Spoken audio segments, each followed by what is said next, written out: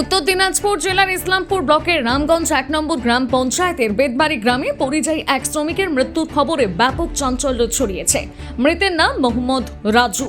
বেদবাড়ি রামগঞ্জ 1 নম্বর গ্রাম পঞ্চায়েতের বেদবাড়ি গ্রামের বাসিন্দা। স্থানীয় সূত্রে জানা গেছে রাজু দীর্ঘদিন ধরে সিকিম রাজ্যে রাজমিস্ত্রির কাজ করতেন। স্থানীয় সদস্য কুরবান আলীর মতে মৃতের এক সন্তান, বৃদ্ধ মা ও গর্ভবতী স্ত্রী রয়েছে। প্রায় 3 বছর আগে তার বিয়ে হয়। পরিবারটির একমাত্র উপার্জনকারী ছিলেন রাজু।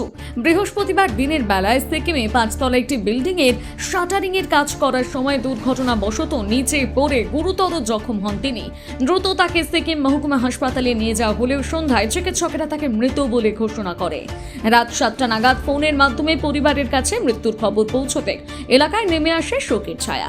এই বিষয়ে মৃতার আত্মীয় আলী হুসেইন বলেন, দুঃখের বিষয়, যে ঘটনাটা হয়েছে সবাইকে দুঃখ লাগে, কিন্তু এরা পরিযায়ী শ্রমিক যাদের সঙ্গে কাজে গিয়েছিল, যে ঠিকাদার আছে, ওখানে কন্ট্রাক্টর আছে, এদের কাছে আমাদের অনুরোধ, এরা যেন এর বাড়িতে অসহায় মা আছে, বউ আছে, একটা ছেলে আছে, তারপরে প্রেগনেন্ট আছে, এদের জন্য যেন সহায় ব্যবস্থা করা হোক।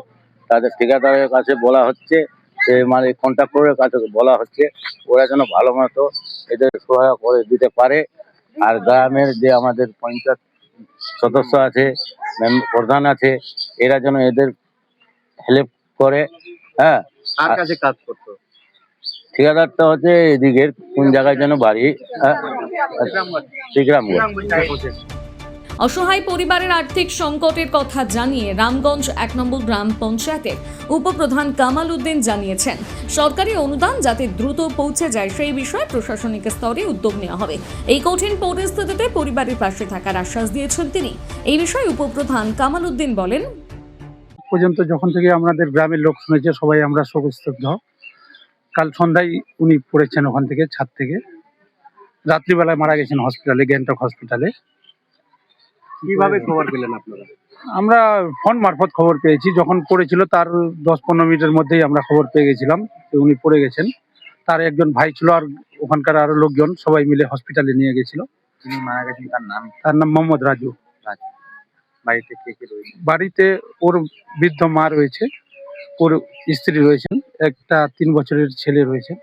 কতদিন থেকে বাইরে থাকে?